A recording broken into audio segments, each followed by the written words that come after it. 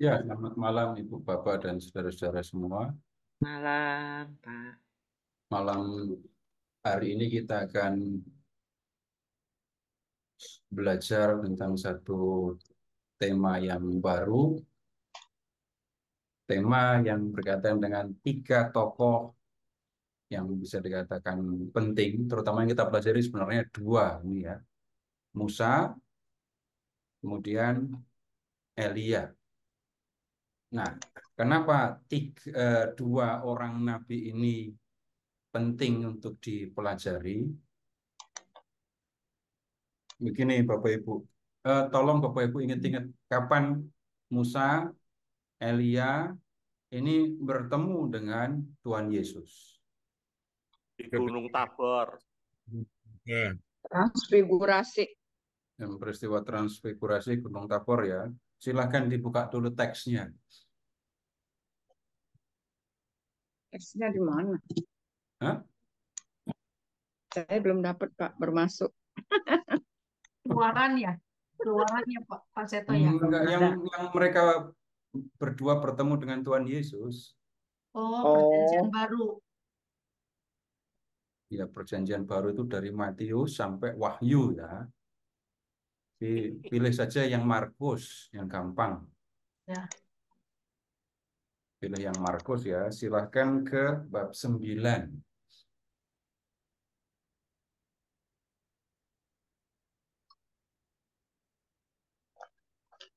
9 ayat dua, ayat 2. tiga, Jadi empat. Bapak Ibu untuk keperluan belajar, Bapak Ibu pakai Alkitab yang kitab ya. Digunakan yang kitab. Karena ini lebih efektif untuk keperluan belajar. Ya. Sudah ketemu Markus bab 9? Tiga. Baik, silahkan sekarang melihat ke ayat 2. Ini Yesus membawa 3 orang muridnya, Petrus, Yakobus, dan Yohanes, naik ke sebuah gunung. Ya, gunung apa?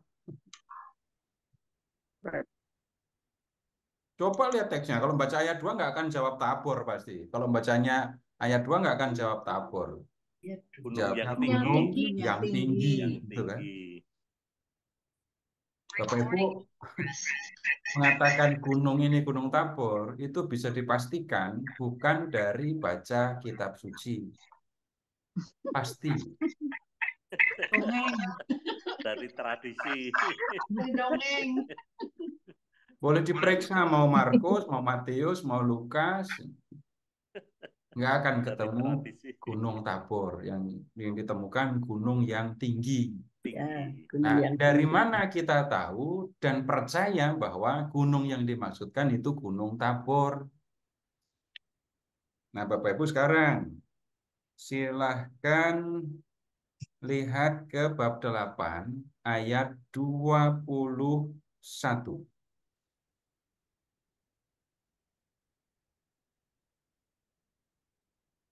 Cari keterangan tempat di situ. Yesus Yesus serta itu kan murid-muridnya berangkat ke kampung-kampung di sekitar baik Kaisarea Filipi. Ya, kemudian lihat ke ayat di situ kemudian Petrus mengakui Yesus sebagai Mesias ya. Lalu bab 9 ayat 2 tadi. 6 hari kemudian, nah Yesus membawa 3 orang muridnya tadi ke ini gunung yang tinggi. Sekarang tolong membuka peta Palestina pada zaman Tuhan Yesus.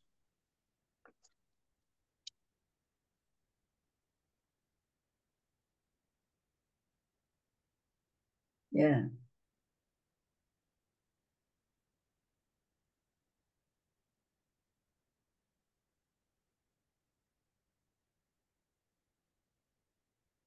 Palestina pada zaman Tuhan Yesus ya. ya. Hmm. Kemudian silahkan cari tempat yang bernama Kaisarea Filipi. Di tengah-tengah ya. Tempat yang Ya. bernama Kaisarea Filipi. Ya. Dekat Gunung Hermon.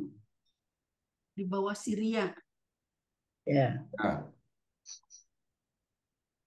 kemudian lihat di sekitar situ ada gunung apa saja. Gunung Yang paling Hermon. dekat itu Hermon ya. Ya. Yang paling dekat itu Hermon. Tapi kemudian begini. Sekarang petanya diberi tanda, jangan langsung ditutup tapi dikasih pembatas. Hmm. Sekarang silahkan kembali ke Injil Markus dan silahkan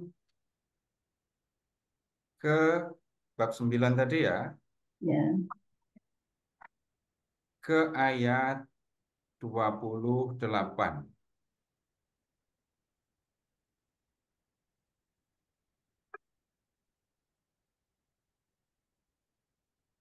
Terus di situ dikatakan ketika Yesus sudah di rumah dan murid-muridnya sendirian dengan dia, bertanyalah mereka, mengapa kami tidak dapat mengusir roh jahat?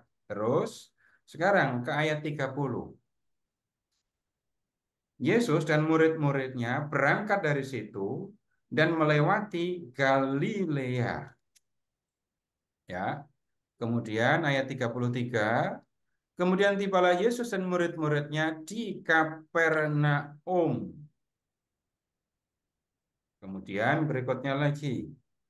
Pindah sekarang ke bab 10 ya, bab 10.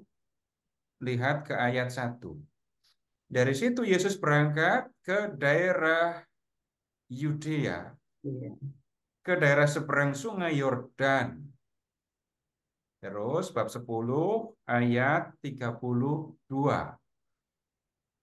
Yesus dan murid-muridnya sedang dalam perjalanan ke Yerusalem. Ya. Jadi arah perjalanan Yesus itu mula-mula di Galilea ya. Kemudian Bapak Ibu perhatikan tadi dari Kaisarea, terus Yesus ke Galilea, kemudian cari juga Kapernaum, Ya. habis itu dalam perjalanan ke Yerusalem. Nah, Ke bawah. mengapa memperhatikan yang seperti ini? Nah, sekarang kalau ini gunung yang ada di sekitar situ, itu adalah Gunung Hermon, tetapi kemudian dalam tanda kutip, buat apa Yesus pergi ke Gunung Hermon? Nggak ada artinya. Ngapain Tuhan Yesus ke arah utara seperti itu? Kemudian Bapak Ibu pernah nggak googling tingginya Gunung Hermon itu berapa meter?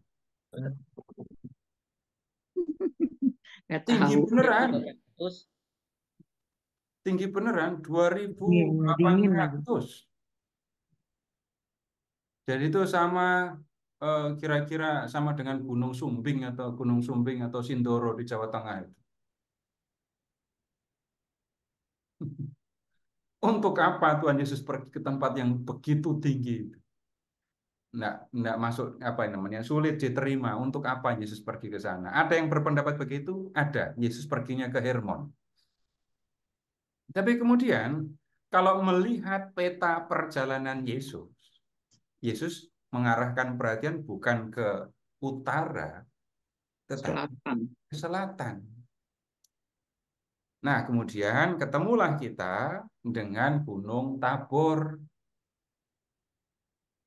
Nah, kalau Gunung Tabor, itu ya tinggi, tetapi nggak begitu tinggi lah. Masih masuk akal untuk dinaiki. Kalau Gunung apa ini tadi, Hermon, itu terlalu tinggi. Bahkan begini, puncak gunung ini kan bersalju terus, toh ya. Puncak Hermon itu bersalju. Sekarang masih bersalju, kalau di zaman dulu sudah pasti lebih lebih banyak ditutupi es. Nah, kemudian kalau Gunung Hermon itu nggak sampai 600 meter. Hmm. Nah, kemudian itu penjelasan mengapa walaupun disebut gunung yang tinggi, tidak dimaksudkan dengan ini Gunung Hermon, melainkan Gunung Tabor ini. Ya.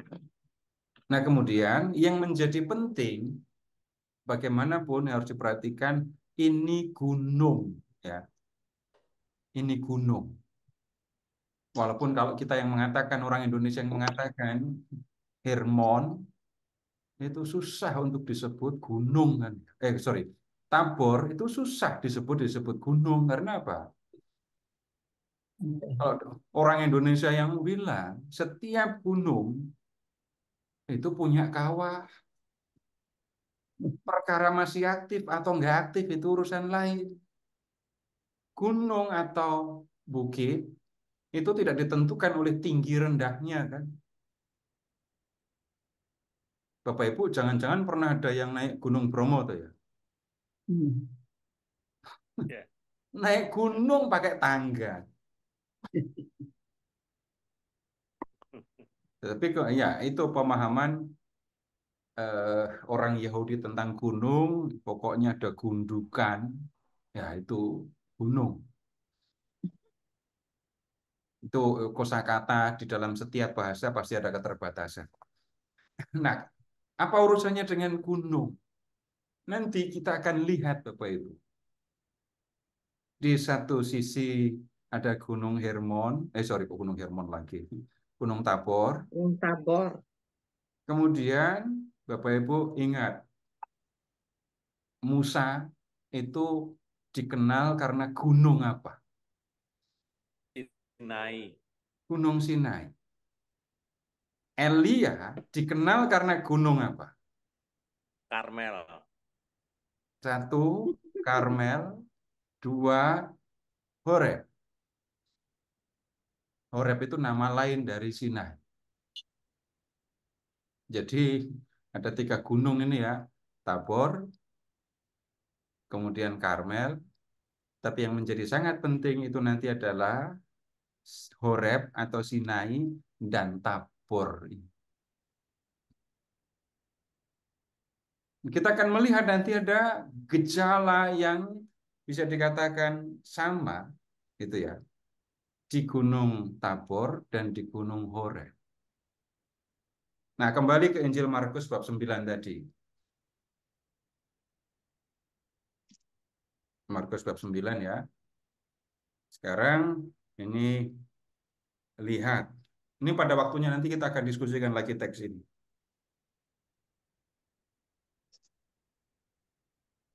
Silahkan cari ayat 4 ya. Maka nampaklah kepada mereka Elia bersama dengan Musa. Keduanya sedang berbicara dengan Yesus. Nah, Bapak Ibu, pertanyaan yang sebenarnya saya ajukan sejak saya masih kecil itu adalah kenapa 2 orang ini yang muncul. Terus mereka ngobrolin apa gitu. Pertanyaan sudah dari kecil, jawabnya setelah gede baru ngerti jawabannya. Itu juga kita akan lihat. Untuk bisa menjawabnya, ya kita perlu belajar tentang 2 orang nabi ini. Bahkan nanti kita harus lihat apa yang dikatakan nabi-nabi lain tentang 2 orang nabi ini. Nah, 2 orang nabi ini memang bisa dikatakan nabi yang paling penting ya, paling besar bahkan di Perjanjian Lama. Nomor 1 itu Musa, nomor 2 itu Elia. Jadi kalau melihat tingkat apa menyebutnya ya, kepentingannya gitu ya, Bapak Ibu akan menemukan Nabi Musa dan kemudian yang kedua Elia itu bisa dikatakan menduduki tempat yang penting.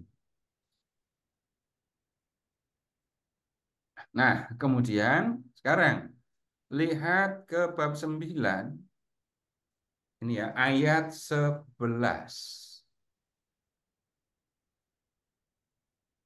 Lalu mereka, murid-murid ya, itu bertanya kepadanya, mengapa ahli-ahli Taurat berkata bahwa Elia harus datang dahulu?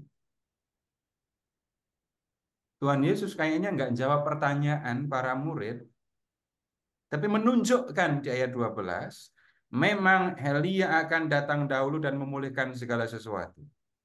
Hanya bagaimana dengan yang ada tertulis mengenai anak manusia bahwa ia akan menderita dan dihinakan. Terus 13 ini.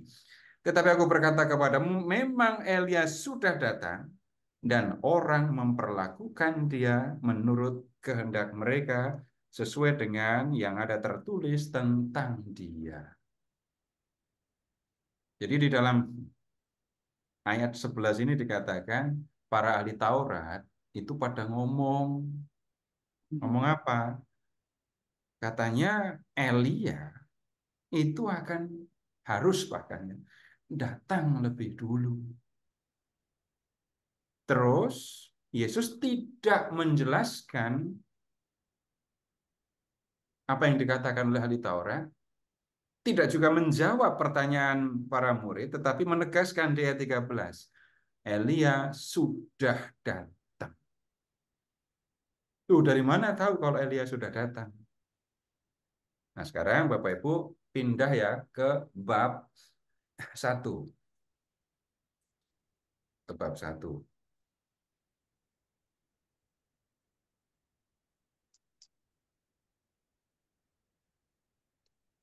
Bab 1, Bapak Ibu lihat ke ayat 4. Di situ kita menemukan Yohanes Pembaptis tampil di padang gurun dan menyerukan, berseru-seru ya, bertobatlah dan berilah dirimu dibaptis dan Allah akan mengampuni dosamu. Ini yang dilakukan oleh Yohanes Pembaptis. Kemudian, sekarang lihat ke ayat 6. Lihat ayat 6, Bapak Ibu, perhatikan kostum yang dikenakan oleh Yohanes. Jubah bulu unta. Jubah, bulu unta, terus ikat pinggangnya Kulit. kulit. Makanannya. Mereknya apa? Ikat pinggang kulitnya. LV. Hermes. Hermes. Kulit Nah. unta juga. Jubah Jadi bulu unta. yang tolong diperhatikan kostumnya ya. Kemudian sekarang Bapak Ibu lihat ayat referensi di bawah.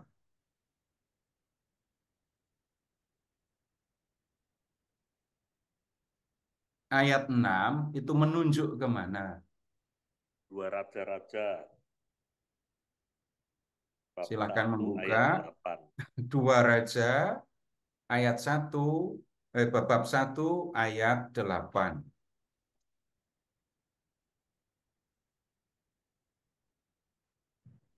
Dua Raja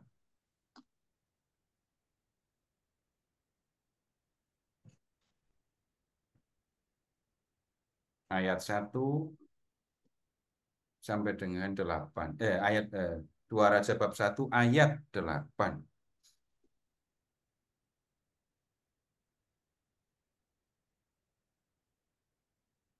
Jawab mereka, seorang yang memakai pakaian bulu dan ikat pinggang kulit terikat pada pinggangnya. Maka berkatalah ia, itu Elia orang Tisbe. Nah, kemudian Bapak Ibu jadinya begini loh. Dari mana bisa mengidentifikasi ini Musa, yang ini Elia? Kan Tuhan Yesus menampakkan kemuliaan di Gunung Tabor tadi kan ya? Iya. Lalu tampak Musa dan kemudian tampak ini Elia. Apakah 3 orang murid Yesus itu pernah melihat wajah Elia atau wajah Musa? Sudah pasti belum, Tidak. nggak Belum. pernah. Dan tidak pernah. Cuman Musanya bawa 2 loh batu. Ada kostumnya, ada fotonya nggak? Nggak ada. Nggak ada. Nggak ada. Tapi kemudian Bapak Ibu dari mana mereka mengidentifikasi kalau ini Musa, ini Elia? Nah, dari Dari ini tanda-tanda perjanjian seperti ini lama. Bapak Ibu, mereka bisa mengidentifikasi, wah itu Musa. Jangan bicara tentang rambutnya pasti putih, sudah berewokan gitu ya. Itu bukan Musa, itu Roy. Opung Roy.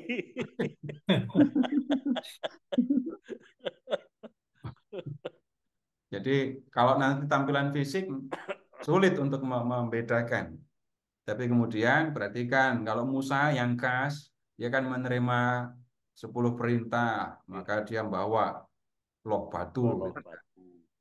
Tapi kemudian kalau Elia, dari mana bisa diidentifikasi? Perhatikan bajunya ini. Nah, kemudian yang berikutnya begini. Ini orang-orang Yahudi tahu lah, ya.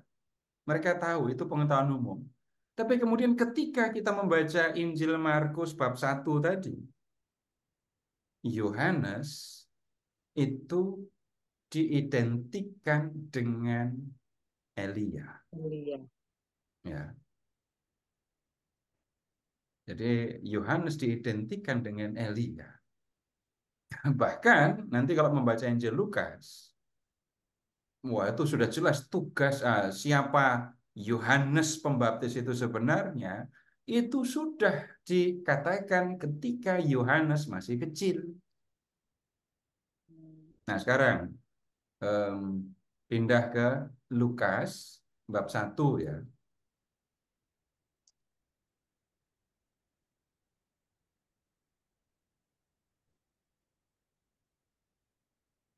Lukas bab 1, Bapak Ibu periksa ayat 17. Berapa? 1. Ayat 1. Bab 1. Bab 1 Ayat 7. ayat 17. 17. Apa yang dikatakan di situ?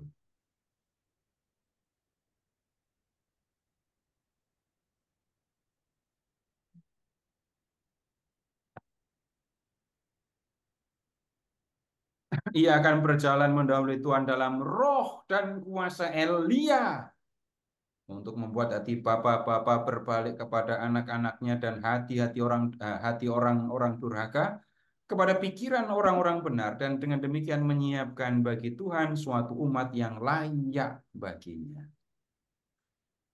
Lihat tentang Yohanes dikatakan ia akan berjalan dalam roh dan kuasa ini Elia. Jadi Bapak Ibu kita lihat pentingnya tokoh ini ya Elia di dalam kehidupan dan peran yang dijalankan oleh Tuhan Yesus selama hidup di dunia. Nah, bagaimana dengan Musa? Bagaimana dengan Musa? Bapak Ibu sekarang balik ke Injil Markus ya.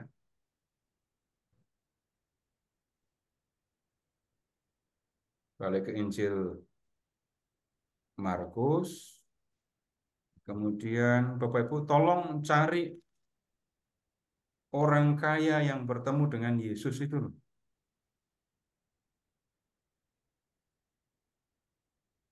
Cari yang di Injil Markus tentang orang kaya itu.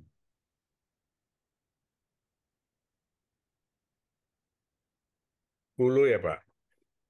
Bab berapa? 10. 10 ya? Kan 10. Kaya super. Ayat 17. Ya 17 ya.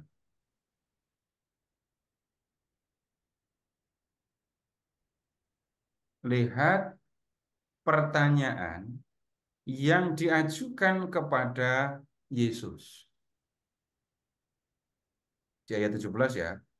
Pertanyaannya, apa yang harus ku perbuat untuk memperoleh hidup yang kekal? Jawab Yesus, Jawab Yesus, ayat 18 abaikan dulu.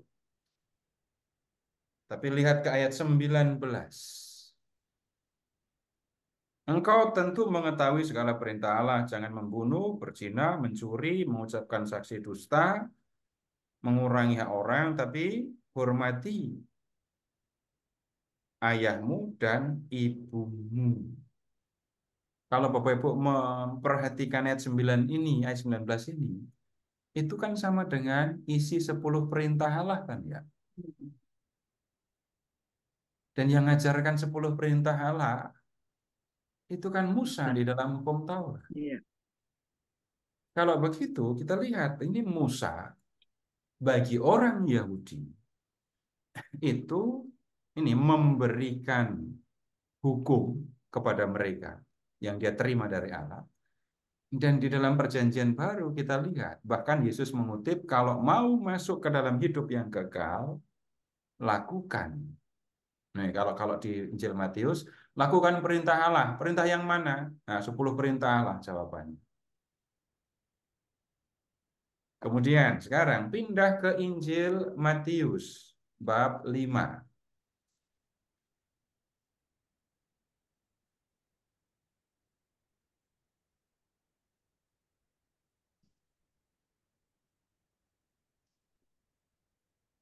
Kalau membaca Matius bab 5 mulai dari ayat 17 itu kita menemukan ini Taurat,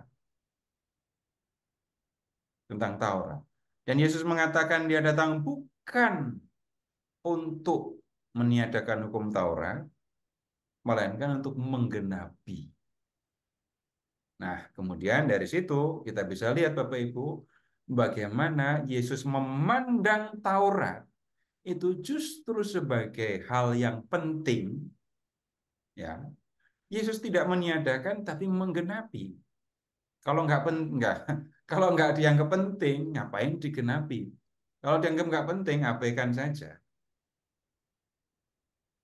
Nah, di situ kita melihat apa yang ditunjukkan oleh Tuhan Yesus tentang apa yang pernah ditulis dalam hukum Musa atau hukum Taurat begitu. Nah, kemudian begini juga. Bapak Ibu lihat Matius bab 23.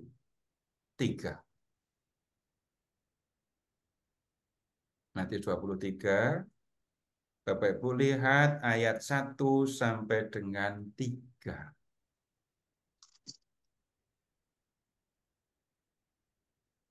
Matius bab 23 ayat 1 sampai dengan 3 ya. Maka berkatalah Yesus kepada orang banyak dan kepada murid-muridnya. Ahli-ahli Taurat dan orang-orang Farisi telah menduduki kursi Musa. Karena mereka sudah menduduki kursi Musa, ayat 3, turuti dan lakukan segala sesuatu yang mereka ajarkan kepadamu. Tapi jangan kamu turuti perbuatan-perbuatan mereka karena mereka mengajarkannya tetapi tidak melakukannya. Perhatikan kursi Musa. Ya. Bapak Ibu membaca hukum Taurat nggak akan ketemu Musa punya kursi ya. Jabatan maksudnya jabatan Musa. Jadi Bapak Ibu nggak akan Musa punya kursi yang portable bisa dibawa ke sana kemari.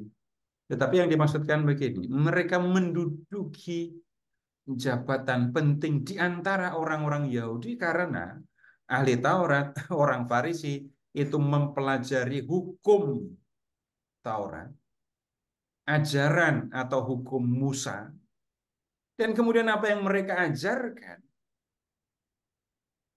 itu dasarnya sekali lagi adalah hukum Musa, hukum Taurat yang ditulis oleh Musa gitu. Kalau mereka mengajar, dengarkan apa yang mereka ajarkan. Loh, berarti yang mereka ajarkan berarti hukum Musa itu penting kan ya. Kalau nggak penting, ngapain Yesus nyuruh mereka dengerin? Ya nggak penting, itu kelakuan mereka, gitu kan ya. Yang mereka ajarkan penting, kenapa? Mereka mengajarkan perintah Tuhan. Tapi yang mereka lakukan nggak sama dengan yang mereka ajarkan.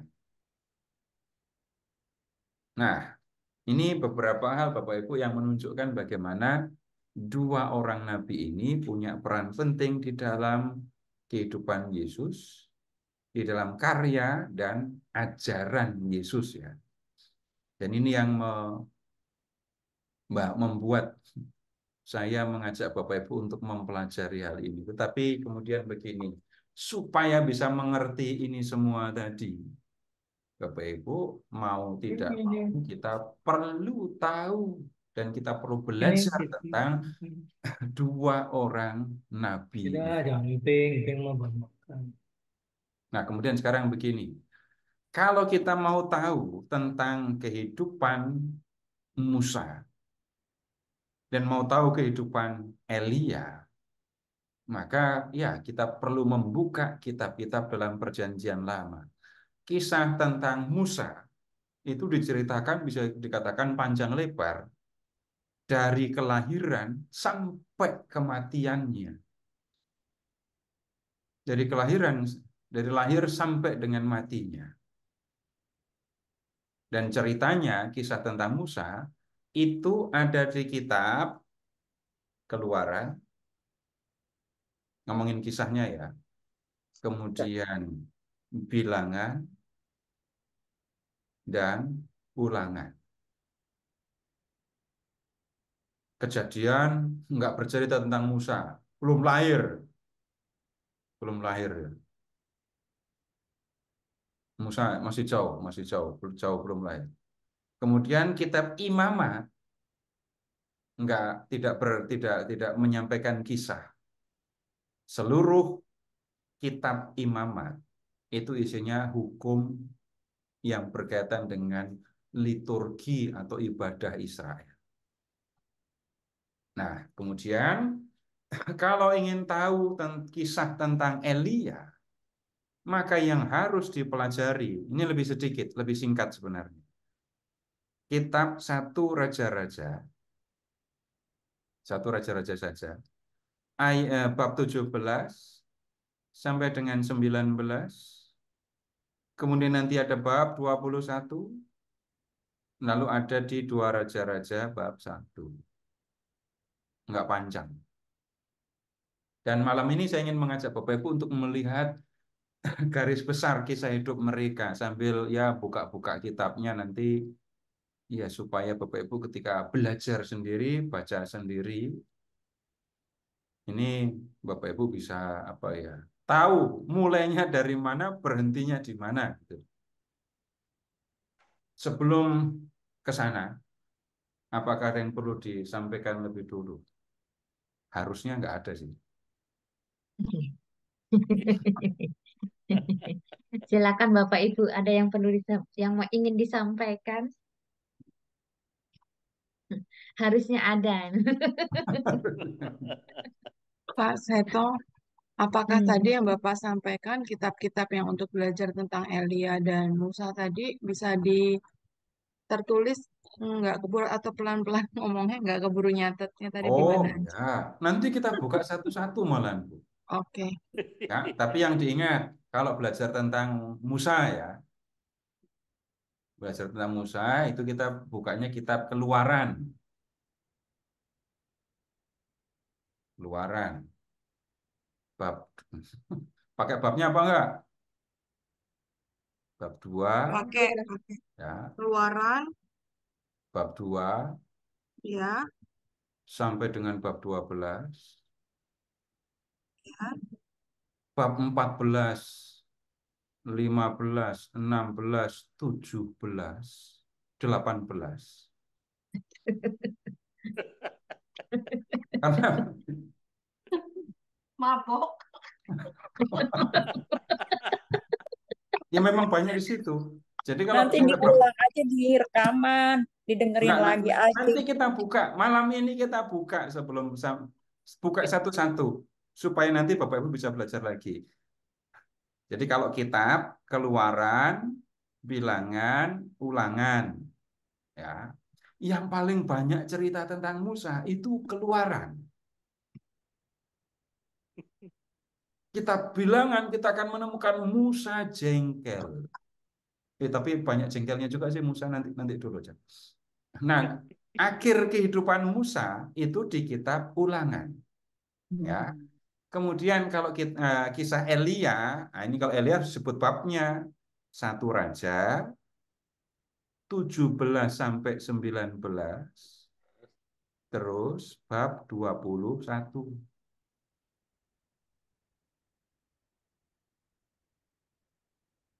Kemudian 2 Raja 1 dan 2. Lebih singkat kan? 1 Raja bab 17 sampai dengan 19.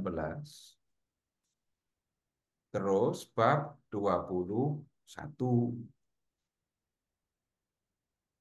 Kalau ini yang selanjutnya 2 Raja ya. Bab 1 dan 2. Nah, begitu. Habis ini kita buka semua. Selesai. Selesai nggak selesai, kumpulkan nanti pokoknya. Ya. Baik, ada lagi?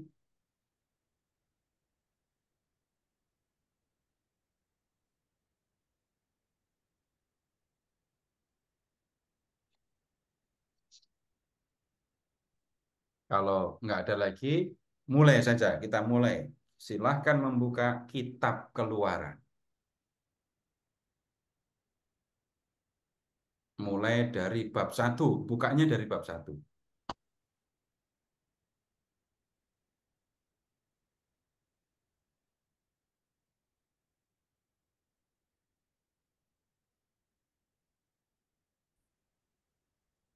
Di Keluaran bab 1, Bapak Ibu lihat dulu ke ayat 5. Karena Yusuf sudah menjadi pejabat tinggi di Mesir, Yusuf ya. Kemudian dia mengajak ayahnya dan keluarga ayahnya untuk pindah ke Mesir. Nah, di ayat 5 disebutkan jumlah anggota keluarga Yakub yang pindah ke Mesir, itu disebutkan di situ 70 orang. Ya, 70 orang. Kemudian jumlah mereka bertambah banyak, luar biasa, sampai orang Mesir takut. Ini kalau dibiarkan, jumlah orang Israel akan terus-menerus bertambah dan ini akan sangat merepotkan. Nanti kalau ada musuh Mesir menyerbu Mesir, maka orang-orang Israel ini bisa bergabung dengan musuh, lalu ikut menghancurkan Mesir. Karena itu, penguasa Mesir itu menindas orang-orang Israel, menyuruh mereka bekerja keras, rodi, tujuannya untuk mengurangi jumlah penduduk. Kemudian ternyata Bapak Ibu, usaha ini gagal. Makin ditindas, jumlah orang Israel makin banyak. Maka kemudian penguasa Mesir pakai jalan yang berbeda. Mereka menugaskan bidan-bidan untuk membunuh bayi laki-laki. Ya. Tapi usaha ini gagal. Akibatnya apa? Langkah berikutnya diambil. Silahkan melihat bab 1 ayat 22. Fir'aun memberikan perintah kepada semua orang Mesir untuk melemparkan semua anak laki-laki Ibrani. Lemparkan ke sungai Nil. Untuk apa? Bukan supaya mereka belajar berenang, bukan, tetapi supaya mereka mati. Supaya mereka mati. Tujuannya itu. Nah, di bab 2 kita menemukan Musa itu lahir dalam situasi yang seperti itu. Orang Israel ditindas, diperbudak gitu ya. Dan sudah ada perintah dari Firaun untuk membunuh, melemparkan bayi-bayi Ibrani ke Sungai Nil. Nah, awalnya ini Musa, bayi Musa ya, bisa disembunyikan. Tapi cuma sampai 3 bulan. Setelah 3 bulan, tidak bisa disembunyikan lagi. Mungkin karena nangisnya makin kencang gitu ya. Susah untuk disembunyikan. Nah, kemudian bayi Musa ya, dihanyutkan di Sungai Nil. Lalu ternyata dia diambil oleh putri Firaun. Diambil oleh putri Firaun. Dia diangkat menjadi cucu Firaun kalau begitu. Jadi dia menjadi cucu angkat Firaun. Dan kemudian Musa dididik di istana. Dan setelah dewasa, rupanya jiwa Ibraninya nggak hilang ya, walaupun lama di istana. Lalu dia membela seorang Ibrani yang dipukul oleh mandor Mesir. Mandor itu kemudian dibunuh oleh Musa, tapi Musa langsung tahu. Ternyata ada yang mengetahui tindakannya, dan dia melihat ini berbahaya. Firaun bisa mengejar dia, mencari dia, dan membunuh dia. Sebelum itu terjadi, Musa melarikan diri meninggalkan Mesir, masuk ke tanah Midian. Nah, di situ dia ketemu dengan seorang perempuan yang kemudian menjadi istrinya. Perempuan itu namanya Zipora. Nah, kemudian Bapak Ibu, dia mendapatkan seorang istri ya, dan punya anak. Bab 2 ayat 22. Itu nama anaknya, Gersom. Nah, kemudian Musa di Midian itu punya tugas untuk menggembalakan kambing domba mertua. Bayangkan dari seorang pangeran di istana Firaun sekarang jadi gembala. Nah, kemudian ketika Musa sedang menggembalakan kambing domba, bab 3 sekarang,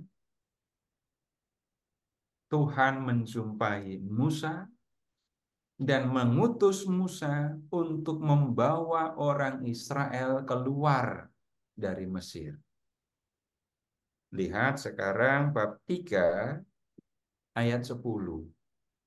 3 ayat 10.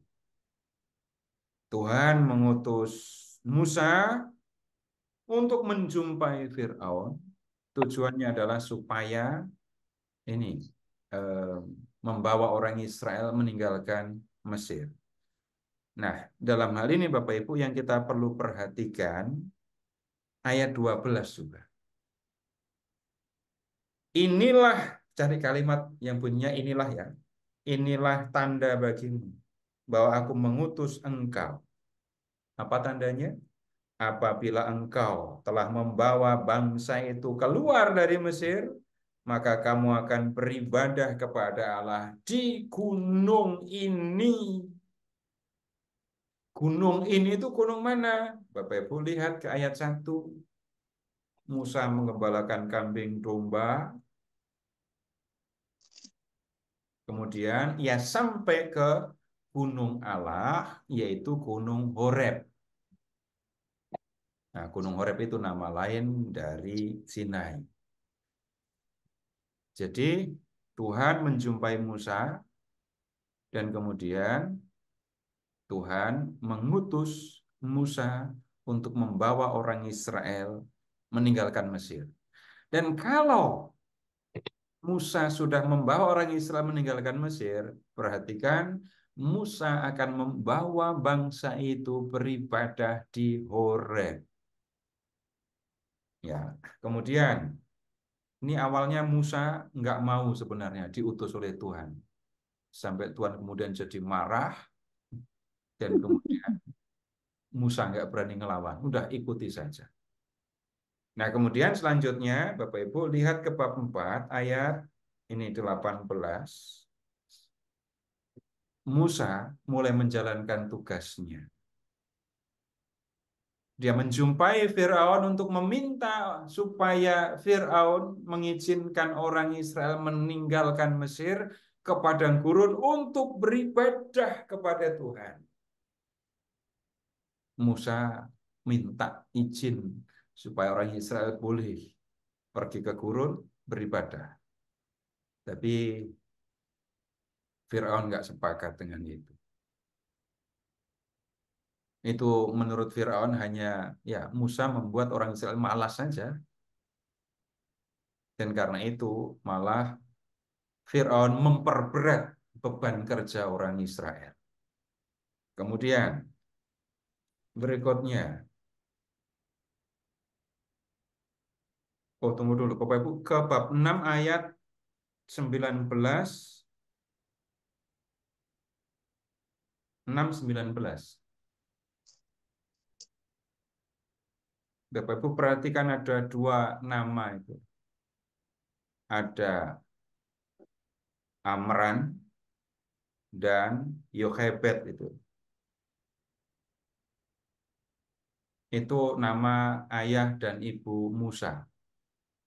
Jadi nama orang tuanya adanya di sini ya, bab 6 ayat 19 itu.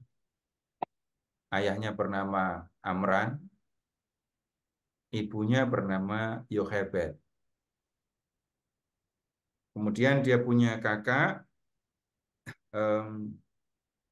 Harun, punya kakak perempuan namanya Miriam. Terus kita lanjut dulu. Silahkan sekarang ke bab 7.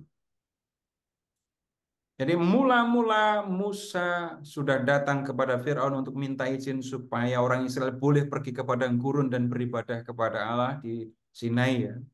Tapi kemudian Firaun menolak permintaan itu. Nah, kemudian dalam perjalanan selanjutnya kita lihat bab 7. Tuhan menggunakan kuasanya untuk memaksa Firaun membiarkan orang Israel pergi. Maka kemudian Bapak Ibu muncullah ini tulah-tulah. Silahkan mengurutkan tulah-tulahnya ya. Tulah yang pertama 7:14. Air menjadi darah. Yang kedua kata. Wah, ini kalau untuk orang Mesir, untuk orang Israel, wah ini tulah. Untuk kita, ini kata ya, bukan kodok. Ini jangan-jangan bukan tulah. Vicky. Jadi berkah malahan nanti ya. Makanan. Kemudian yang ketiga, 8:16, nyamuk. Berikutnya, yang keempat, ayat 20, ini lalat. Yang kelima, ayat bab 9, sampar pada ternak. 6, barah. 7, hujan es. 8, bab 10, belalang. Lalu yang ke-9, ini gelap gulita. Nah, kemudian, ini sudah 9 ya. Tulah ke-10 diberitahukan. Apa yang akan terjadi dengan tulah ke-10? Anak sulung Mesir akan mati semua. Nah, di bab 12 sekarang. Bab 12, Bapak Ibu lihat ke ayat 37. 10:37. Tadi orang Israel masuk ke Mesir, anak-anak Yakub masuk ke Mesir berapa orang tadi? Bab 1 ayat 5. 70 orang. 70 kan? Coba Ya. sekarang lihat bab 12 ayat 37. 600.000. Belum selesai bacanya. Belum perempuan dan anak-anak. 600.000 itu cuma yang laki-laki. Laki-laki. 600.000, Pak. Kalau ngomongin statistik, lebih banyak mana? Laki-laki atau perempuan? Perempuan. Perempuan. perempuan, kecuali di seminari.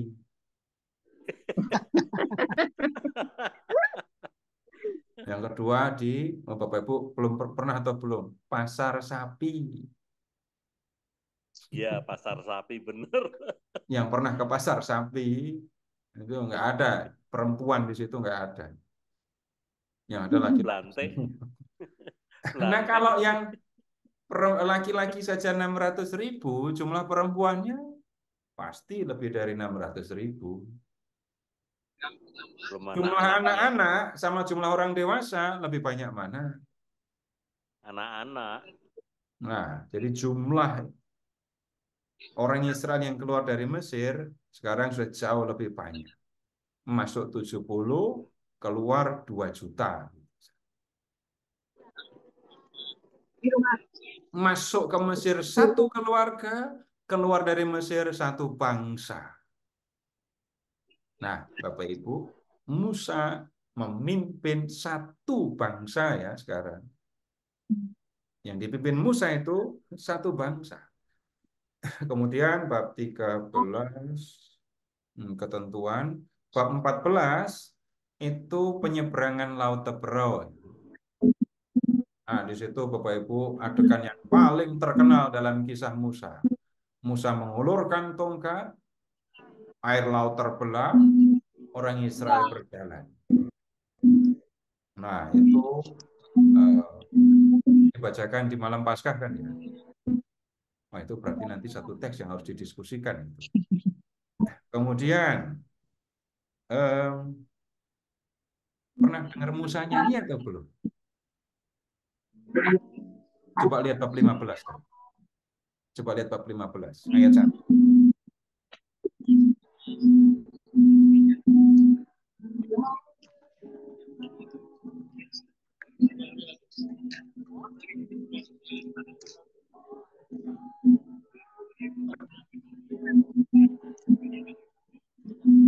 Musa nyanyi enggak di situ? Ya, nyanyian Musa dan bangsa Israel. Yang dibaca ayat 1. Yang saya minta perhatikan ayat 1, bukan judul terjemahan. Ya. Pada waktu itu Musa bersama-sama dengan orang Israel menyanyikan nyanyian ini. Berarti Musa nyanyi apa enggak? Nyanyi. Musa nyanyi. Kalau mendengar kata nyanyian Musa, jangan-jangan itu bukan nyanyian yang dinyanyikan Musa, tapi nyanyian yang dibuat oleh Musa kan? Tapi kalau membaca ayat 1 jelas Musa nyanyi. Jadi Musa bernyanyi bersama. Iya, nyanyi. Menyanyikan. Habis lari di dasar laut gitu ya, selesai sampai di seberang, terus Musa ngapain? Nyanyi. Tuh, keren kan? Bapak Ibu coba. Bagi Tuhan. Habis jogging atau lari kencang, terus habis itu nyanyi coba. Panjang napasnya itu pasti. Nah, kemudian perjalanan selanjutnya, Bapak Ibu akan ketemu dengan ini orang Israel yang mengadakan perjalanan di padang gurun, 15 ayat 22, bab 16, bab 17. Di bab 17, Bapak Ibu akan ketemu Musa yang ketakutan. Kenapa? Sekarang bab 17 ayat 4 ya. Orang Israel sudah ada di padang gurun. Mereka sulit bahkan tidak mendapatkan air. Mereka teriak-teriak menyalahkan Musa karena membawa mereka keluar dari Mesir. Lalu di ayat 4, Musa ketakutan. Sebentar lagi mereka akan melempari aku dengan batu. Itu yang dikhawatirkan Musa. Tadi Tuhan yang mengutus Musa. Musa sebenarnya nggak mau. Dan sekarang di bab 17, orang Israel pengen melempari Musa dengan batu karena ini kalau saya pilih resign kalau begini. Sudah tahu ketemu orang yang keras kepala, Tuhan nyuruh saya lagi. Ini beneran mereka mau melempari batu. Nah, kemudian sekarang begini. Bab 18. Ini ayah mertua Musa mengunjungi, datang kepada. Nah, sekarang lihat 18:1. Kedengaranlah kepada Yitro, imam di Midian, mertua Musa, segala yang dilakukan Allah kepada Musa dan kepada orang Israel. Kemudian lihat ke ayat 2. Lalu Yitro, mertua Musa, membawa serta Zipora, istri Musa, ayat 3, dan kedua anak laki-laki Zipora, yang seorang bernama Gersom, dan yang seorang, ayat 4, dan yang seorang lagi bernama Eliezer. Nah, kemudian ayat 5. Ketika Yitro, mertua Musa, beserta anak-anak dan istri Musa sampai kepadanya di padang gurun. Jadi, ini, Yitro sudah dengar apa yang dilakukan oleh Allah kepada Musa. Dia nyusul Musa. Dan kemudian, Yitro ini kemudian memberikan ini loh, nasihat. Kasihan Musa memimpin satu bangsa, kecapean nanti. Kalau banyak perkara, kelelahan beneran. Dan kemudian Yitro yang mengusulkan supaya ini diangkat hakim-hakim mewakili Musa. Untuk perkara-perkara yang kecil-kecil udah serahkan sama mereka. Musa cukup ngurus perkara-perkara yang serius. Nah, kemudian ya Musa melakukan nasihat mertuanya. Sekarang bab 19 ayat 1. Bulan ketiga setelah orang Israel keluar dari tanah Mesir, mereka tiba di padang gurun Sinai. Mereka tiba di padang gurun Sinai. Kenapa ke Sinai? Ingat ketika Tuhan memanggil Musa tadi ya. Ini tandanya bagimu, aku menyertai kamu. Kamu akan membawa umat Israel beribadah kepada Allah di gunung ini. Nah, kemudian Bapak Ibu, ini bagian yang bisa dikatakan sangat penting, mungkin juga bahkan bagian paling penting dalam Taurat untuk orang Yahudi. Bab 19, ini sampai dengan bab 24. Ini Yahweh mengadakan perjanjian dengan Israel. Nah, kemudian dalam perjanjian ini Musa bertindak sebagai pengantara.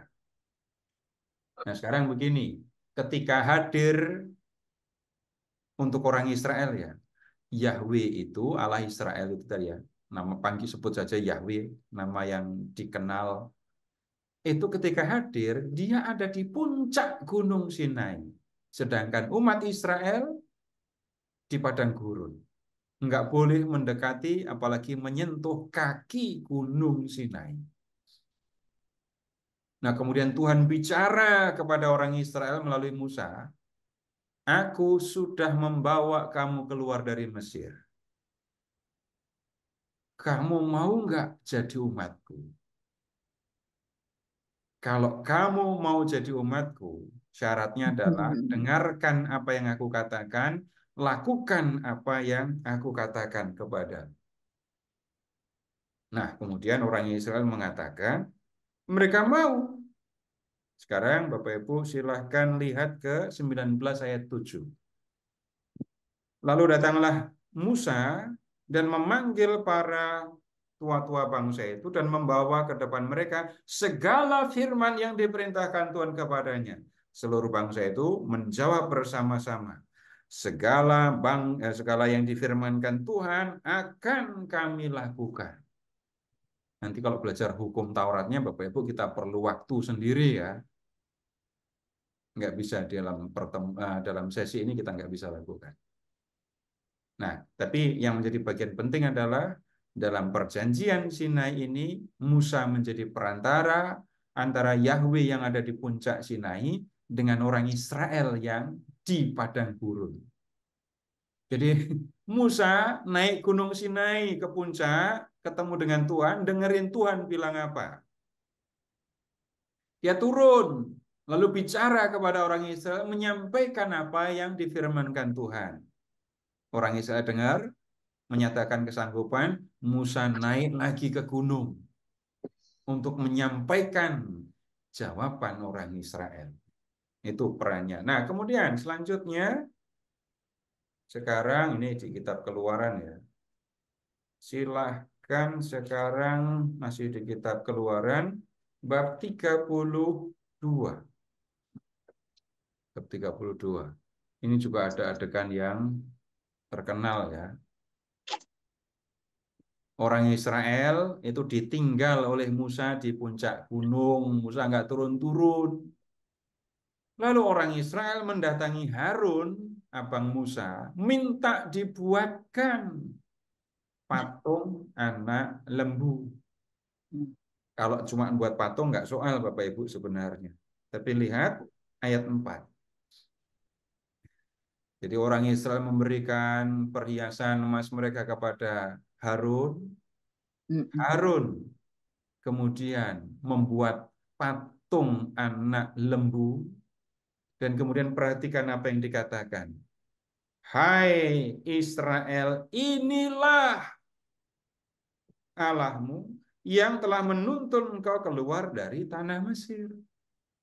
Jadi Yahweh Allah Israel yang sebelumnya sudah bicara kepada mereka, yang sudah mengangkat mereka menjadi umatnya, itu digambarkan sebagai anak sapi. Dan kemudian mereka mempersembahkan korban kepada anak sapi ini. Nah, Musa nggak bisa terima ini. Nggak bisa. Mereka sudah diangkat menjadi umat pilihan. Bagaimana mungkin mereka membuat patung anak sapi, lalu menyembahnya. Nah, kemudian kita lanjut sekarang ke kitab Bilangan. Ya. Setelah Bilangan bab 10 dulu. Oh kok 10? 9. Bilangan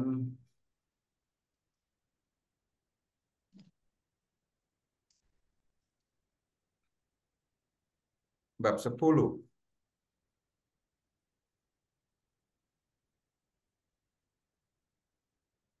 Nanti Bapak Ibu baca sendiri kisahnya ya.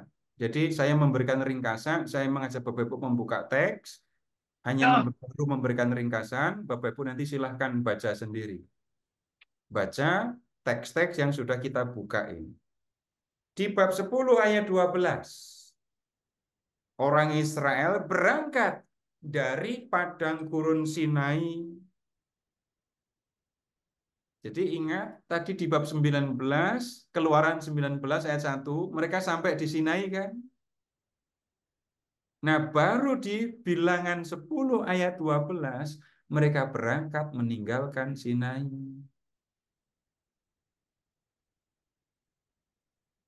Jadi lama sebenarnya mereka di Sinai.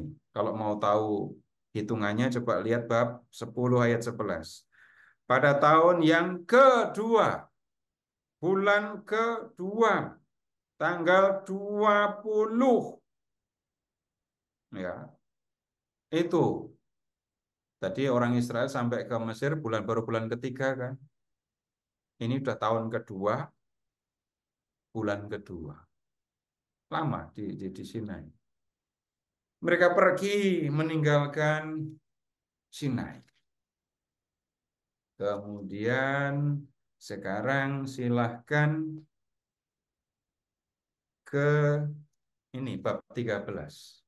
Bilangan 13.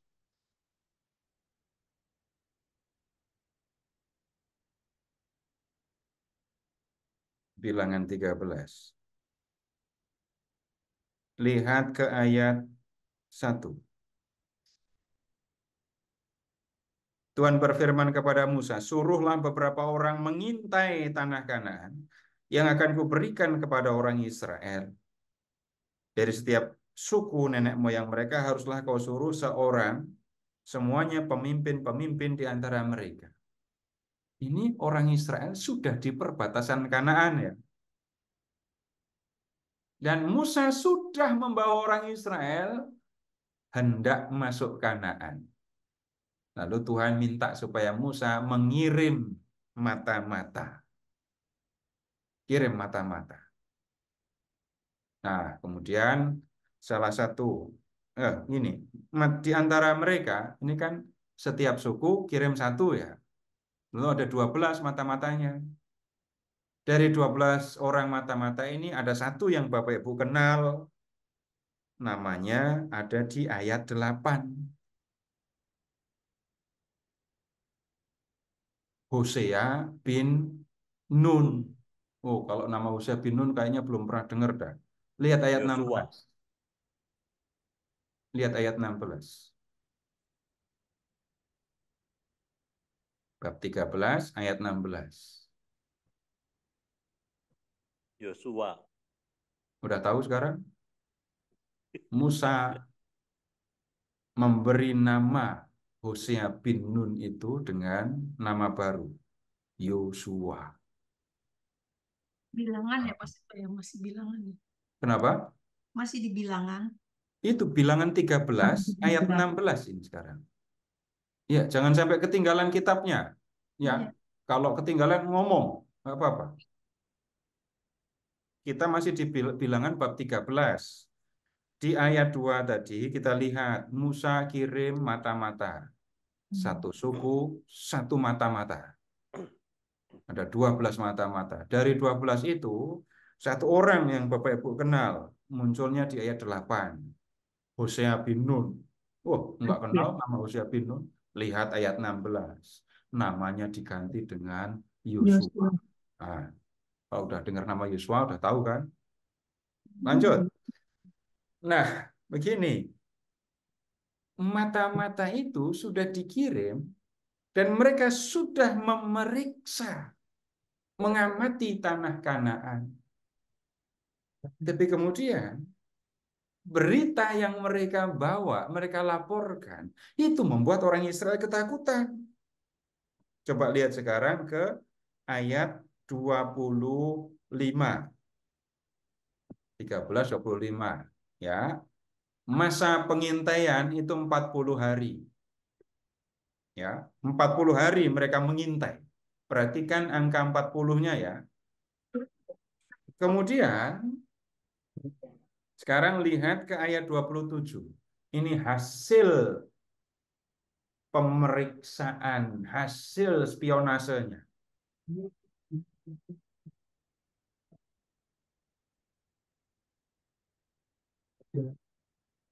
Ya, hasilnya apa? Benar.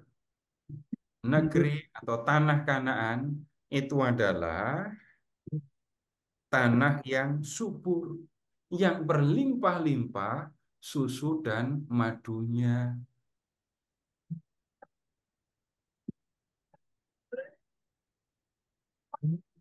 Kok bisa berlimpah susu dan madu kok artinya subur? Ya, mengingatnya yang gampang saja. Susu dihasilkan oleh sapi. Sapi bisa hidup baik, menghasilkan susu yang banyak kalau banyak rumputnya. Rumput bisa banyak kalau tanahnya subur. Udah begitu saja. Ya mirip-mirip lah dengan hanya lautan, bukan lautan, hanya kolam susu itu. Mirip itu ungkapannya. Kemudian kalau madu itu kan dihasilkan, apa yang menghasilkan madu? Lebah. Benar, lebah yang menghasilkan madu. Bunga, Pak. Bunga. Nah, tumbuh-tumbuhan kan, tumbuh-tumbuhan berbunga kan, Tumbuhan. Iya, berbunga. madu ngumpuli. Tanaman yang berbunga bisa menghasilkan apa nyebutnya ya, nektar. Ya sebut aja madu gitu ya. Ya kalau tanahnya subur. Tanah subur, tanaman bisa tumbuh baik, ya sudah. Nah, kemudian ungkapan berlimpah susu dan madu itu seperti itu. Tapi ayat 28. Bangsa yang diam di negeri itu kuat-kuat, kotanya berkubu dan sangat besar. Terus lihat, ada keturunan orang enak. Ini para raksasa. Jadi maksudnya begini, benar tanah ini subur ya, tapi bangsa orang-orang yang tinggal di situ gede-gede, kuat-kuat, kotanya berbenteng.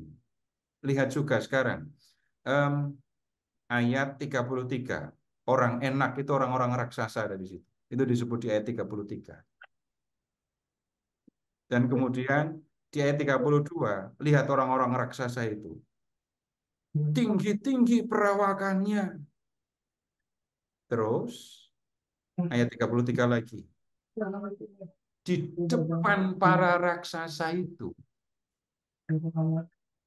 kita cuma seperti belalang. Nah, berita ini yang membuat orang Israel pada ketakutan. Lalu mereka marah kepada Musa dan bahkan mereka siap untuk pulang ke Mesir. Bapak Ibu bayangkan perasaan Musa kayak apa pada waktu itu.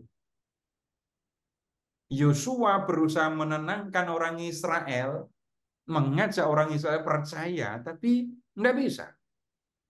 Orang Israel tetap dikatakan pengen pulang ke Mesir. Daripada kalau kita sampai menyerbu Kanaan, kita mati, istri dan anak-anak akan dijual jadi tawanan. Tapi sikap itu kemudian menunjukkan bahwa orang Israel nggak percaya kepada Tuhan. Nggak percaya. Dan kemudian bagaimana sikap Tuhan? Bapak Ibu sekarang lihat ke bab 14 ya. Bab 14. Bapak Ibu baca ayat 26. Bentar, sampai dengan 30. 26 sampai dengan 30.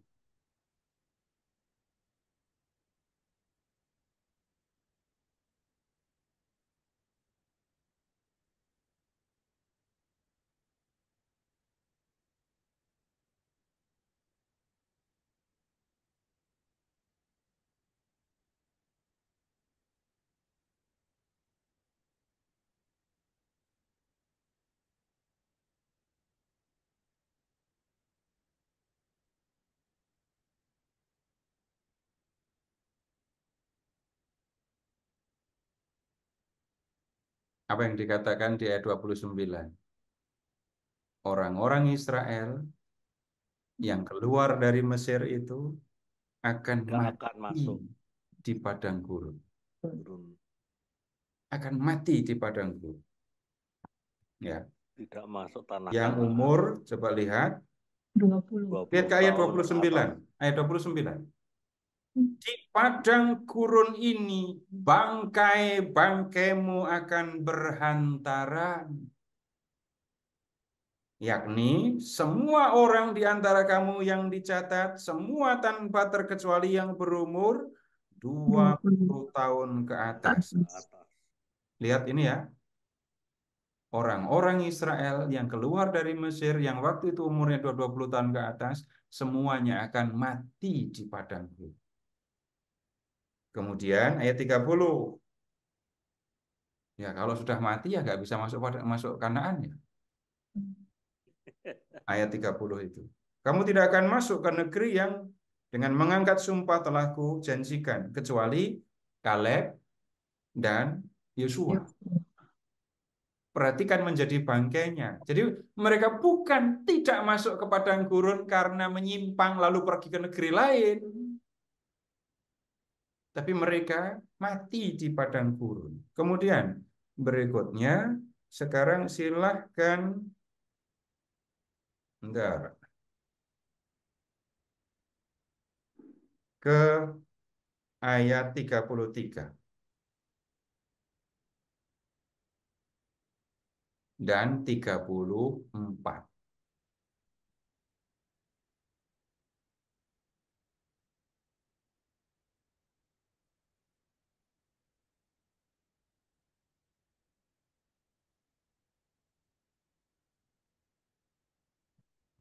Mereka tadi kan mengintai Kanaan 40 hari kan? Lihat ya 34. 1 hari dihitung 1 tahun. 1 hari dihitung 1 hari dihitung 1 tahun. 40 hari 40 tahun. Itu hukumannya. Jadi kalau ada pertanyaan mengapa orang Israel mengembara di gurun sampai 40 tahun, Bapak Ibu jawabannya ada di sini ya. Yang menjadi penting juga, Bapak Ibu, kenapa saya mengajak Bapak Ibu membaca, melihat teks sekarang, lalu membaca sendiri. Nah, Bapak Ibu, ya kalau belajar Alkitab harus lebih maju. Karena apa? Mungkin selama ini dengar info, dengar informasi gitu ya. Tapi kalau ditanya, info dari mana? Pokoknya ada di Alkitab gitu ya. Enggak cukup begitu. Apalagi mengatakan itu kata yang ngajar di hari Senin Pak Seto itu kayak gitu. Enggak bisa Bapak Ibu menyebut-nyebut nama saya untuk menjawab. Enggak, saya tidak pernah mengajak Bapak Ibu untuk berbicara dengan cara itu. Tapi lihat teks, baca teks, pahami teks, dan berikutnya menjelaskan sesuatu berdasarkan apa yang ada di dalam teks kitab suci. Kita sudah terlalu lama Bapak Ibu belajar mengingat, tetapi nggak memperhatikan sumber. Nah, ambil contoh tadi ya, ada orang muda yang kaya. Semua orang Katolik pasti tahu tokoh itu. Semua pasti tahu. Tapi kalau ditanya, itu ceritanya ada di mana? Nah, ditanya malah ganti tanya gitu. Di Injil apa? Ganti tanya malahan. Nah, saya tidak meremehkan, saya tidak menghina, apalagi enggak. Saya mengajak Bapak Ibu untuk keperluan untuk belajar kita lakukan supaya belajar kita lebih maju. Enggak cukup hanya mengatakan katanya, pokoknya gitu ya. Tapi sudah bisa menunjukkan dasar Alkitabiahnya. Jadi ya, orang Israel karena berontak kepada Tuhan, nggak mau percaya kepada Tuhan, mereka terima konsekuensi. Konsekuensinya apa? Kalau mereka nggak percaya akan masuk Kanaan, ya udah, Tuhan memberikan itu sungguhan. Udah kalau gitu, kamu nggak usah masuk Kanaan, mati di gurun aja kamu. Nah, kemudian orang Israel melanjutkan perjalanan ya di gurun. Lama perjalanannya, 40 tahun tadi. Baik, sekarang langsung langsung aja kita ke Bilangan bab terakhir, ayat terakhir. Bilangan bab terakhir, ayat terakhir.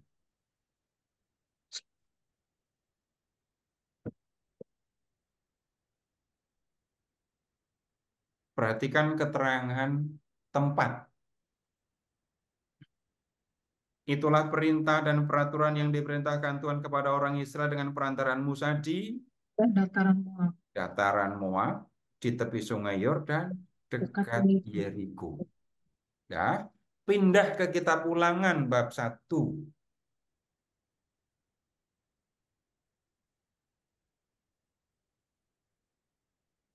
Di seberang ayat 5, ayat 5. Di seberang sungai Yordan, di tanah Moab, mulailah Musa menguraikan hukum Taurat ini, katanya terus gitu ya. Nah, sekarang begini. Ingat yang di Bilangan 14 tadi ya. Orang Israel yang keluar dari Mesir, yang umurnya sudah 20 tahun ke atas, itu kan nggak boleh masuk Kanaan ya. Ingat itu. Nah, sekarang Musa dan orang Israel sudah ada di Moab. Pernah ke Moab? Nah, kita lihat Moab itu ada di mana. Silahkan mencari peta yang judulnya ini Kerajaan Israel dan Yehuda. Peta Kerajaan Israel dan Yehuda.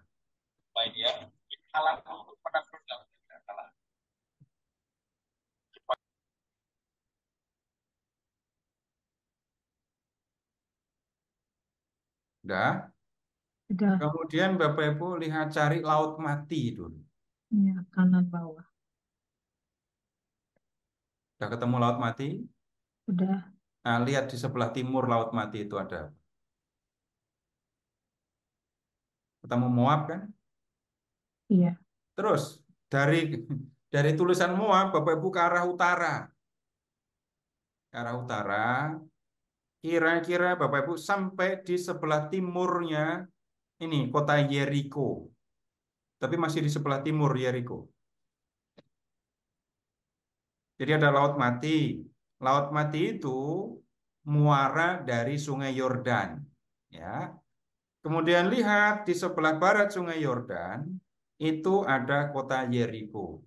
Bapak Ibu perhatikan ke arah timur, di sebelah timur Sungai Yordan.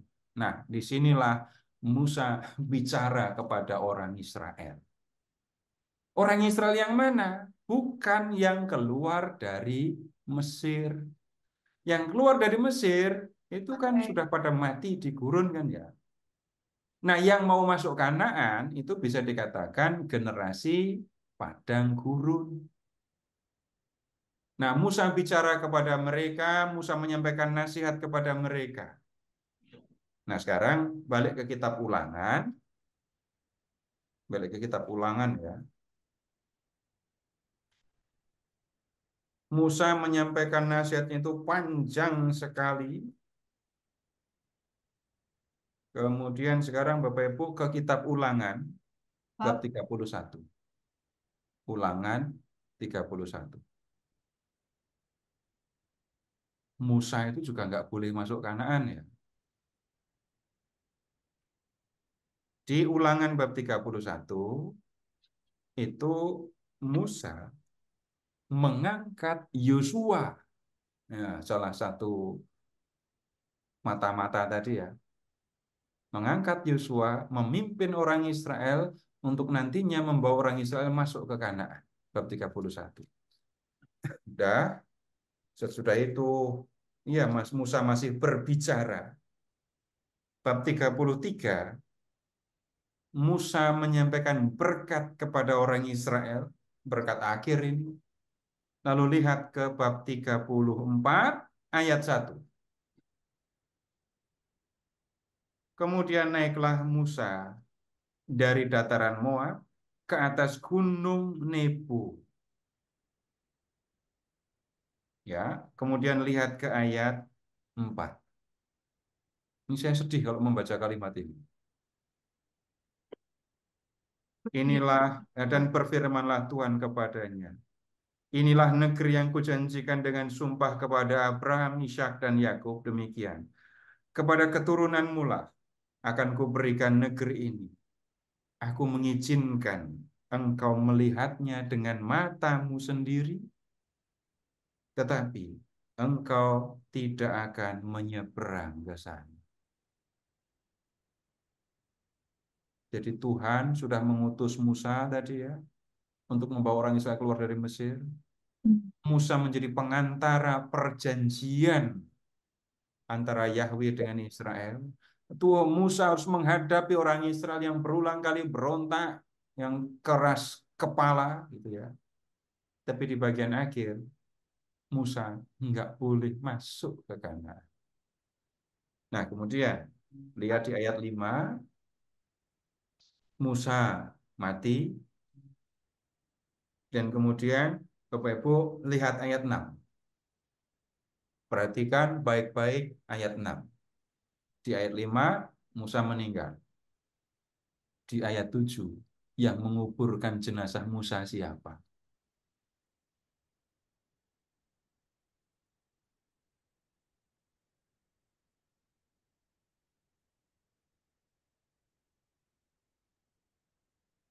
Jawabannya ada di ayat 6, jangan kemana-mana.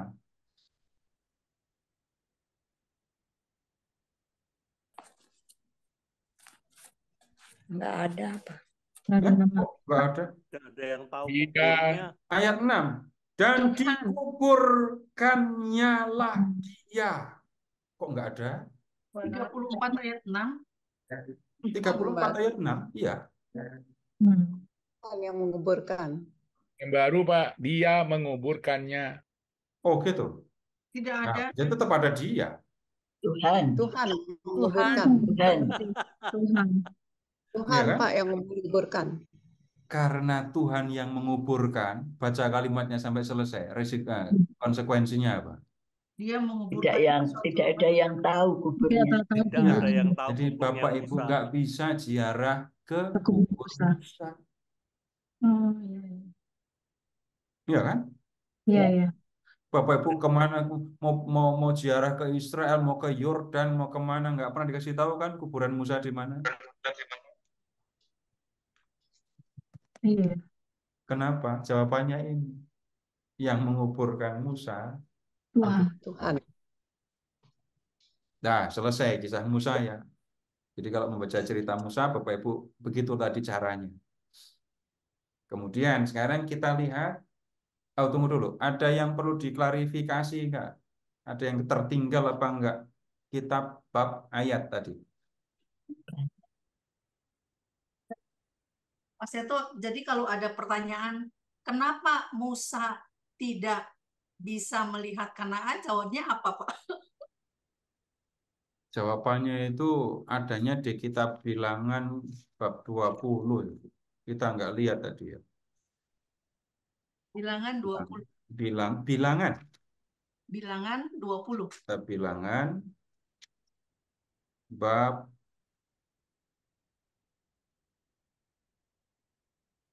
20. Meriba ya Pak. Ayat 12. Bilangan 20, lihat ayat 12.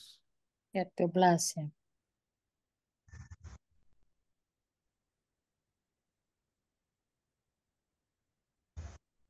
Susah diterima keterangannya ya.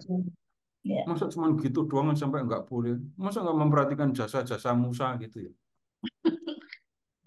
Jasa Musa, beratnya tugas Musa seperti itu. Tapi kemudian gara-gara salah kayak gini aja, Nggak boleh masuk. Musa nggak boleh masuk ke Kanaan. Karena tidak percaya gitu. Ya itu jawabannya kan ada di bab 20 ayat 12 tadi kan ya. Iya. Nggak percayanya itu kenapa? Coba Bapak Ibu lihat ayat 10.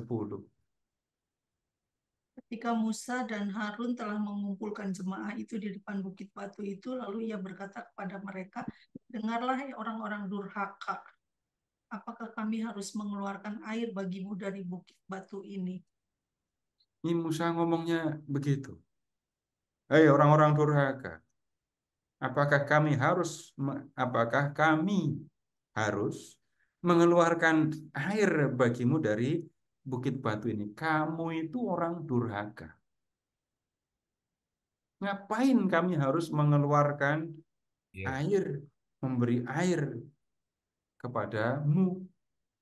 Padahal ya, lihat ayat 7 dan 8.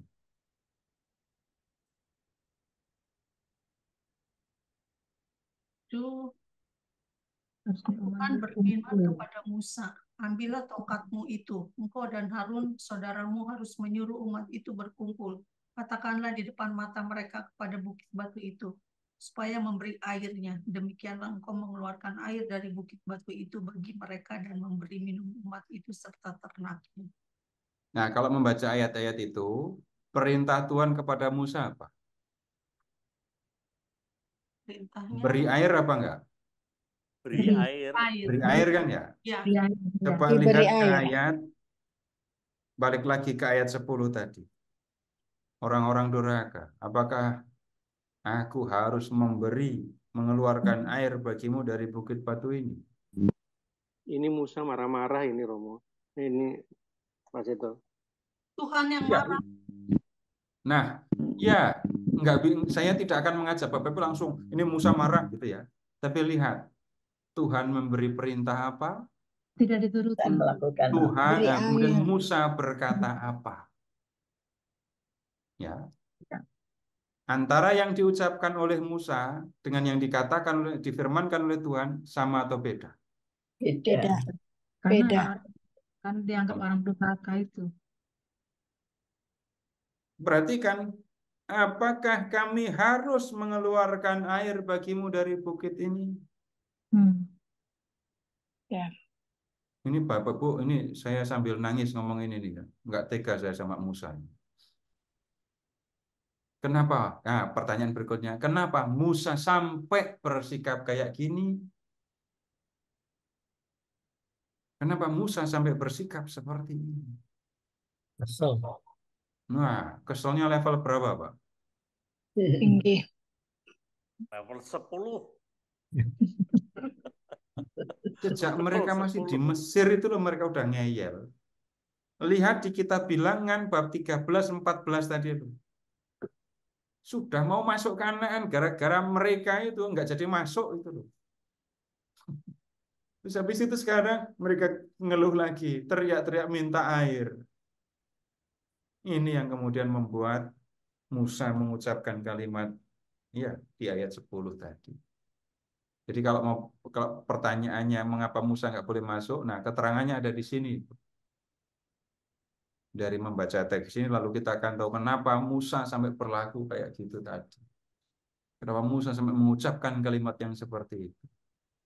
Ya, saya tetap akan bisa mengatakan, ya Musa salah, tapi salahnya sebenarnya kan nggak seberapa dibandingkan.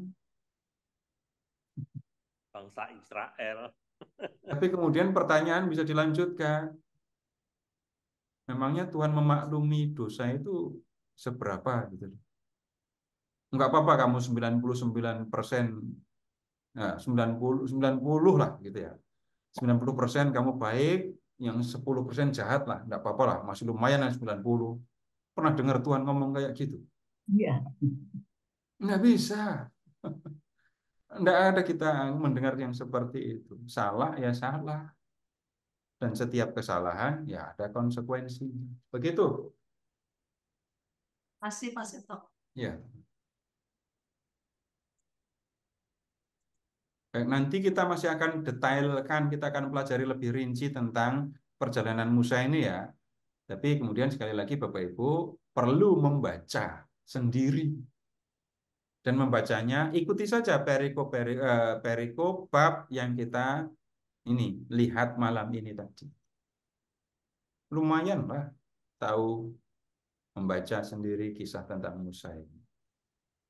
Kalau tidak ada, kita pindah ke kitab 1 Raja-Raja. Maaf Pak Seto, boleh nanya nggak? Ya, silahkan.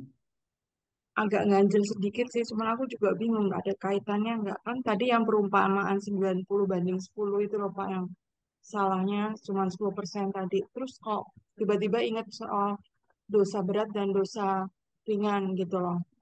Kan juga ada pengampunan di situ. Ini bisa dikaitkan atau enggak, atau gimana sih cara mikirnya gitu?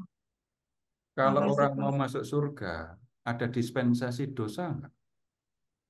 Enggak. Enggak bisa. Enggak, Kak. Enggak bisa kita mengatakan enggak apa-apa lah. Ya, kalau enggak 90, ya 95% lah baiknya.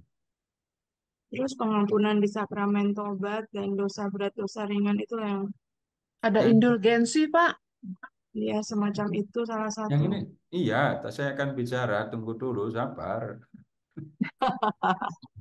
Prinsipnya, kan kalau mau masuk surga, yang dipandang layak untuk masuk surga, itu adalah orang yang kudus, bersih dari dosa, kan ya? Kemudian, dalam hal ini yang harus diperhatikan, Bapak Ibu bisa nggak membersihkan diri Bapak Ibu sendiri dari dosa? Tidak. Tidak. Bisa nggak Bapak Ibu membersihkan anak Bapak Ibu dari dosa? Tidak. Tidak. Nggak bisa. Masih punya niat berdosa nggak? Masih. Wah, Nggak sengaja, Pak. Nggak sengaja. Kan pertanyaan saya jelas, masih punya niat. Oh, enggak. Enggak. Kalau masih punya keinginan atau niat berdosa, ulang lagi janji baptis. Sanggupkah saudara menolak setan dengan segala godaannya? Iya, enggak, Pak. Ulang lagi doa tobat. Dan berjanji dengan pertolongan rahmat-Mu akan memperbaiki hidupku dan Tidak akan Tidak berbuat berbuat dosa lagi. Nah, kemudian sekali lagi nomor satu ya, hanya Tuhan yang bisa membersihkan kita dari dosa. Yang kita bisa lakukan itu apa? Melawan kecenderungan kepada Berdosa. dosa. Hmm. Untuk melawan kecenderungan kepada dosa ini, maka yang diperlukan adalah ini. Hilangkan sikap memaklumi diri ketika berdosa. Perhatikan kalimat-kalimat yang tampak sederhana tapi sangat serius. Enggak apa-apa berdosa, namanya juga Manusia. Iya. sepele kan ngomongannya. Tapi dengan mengucapkan kalimat itu, saya memaklumi kalau saya berdosa. Saya menganggap wajar kalau saya berdosa. Lebih lanjut, itu bisa berarti saya kompromi dengan dosa. Bapak Ibu sudah lama kan ikut Tuhan Yesus? Kapan Tuhan Yesus memaklumi ketika orang berdosa? Enggak apa-apa berdosa. Sebelum kamu berdosa, aku sudah mengampuni kamu. Pernah Tuhan Yesus bicara begitu? Tidak. Enggak. Pergilah, jangan berbuat dosa lagi. Ada ucapan-ucapan yang disampaikan oleh Tuhan Yesus yang bahkan digunakan untuk membenarkan diri ketika berdosa. Apa itu? Roh memang kuat, tapi daging lemah. Allah itu mengampuni. Itu seringkali digunakan untuk membenarkan diri ketika berdosa. Tapi kemudian cobalah kutip kalimat-kalimat yang lain.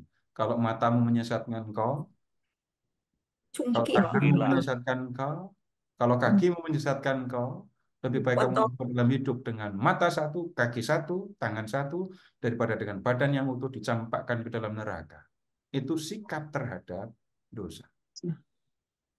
Nyatanya, tunggu, kita ini jatuh atau nyebur ke dalam dosa?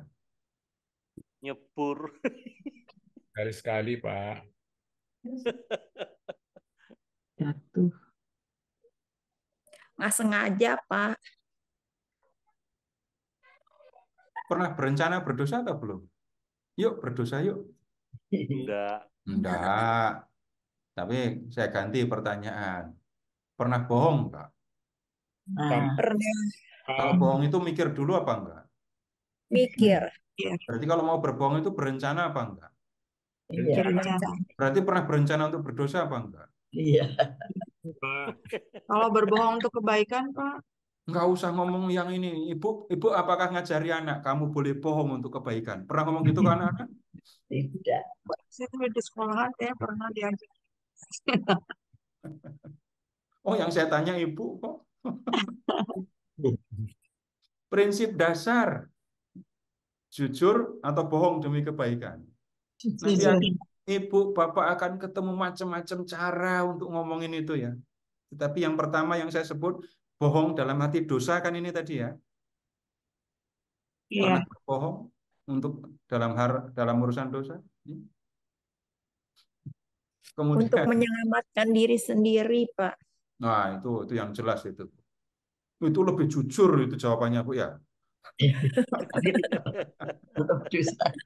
Nah kemudian lanjut dulu. Jadi ngomongnya aneh-aneh nanti.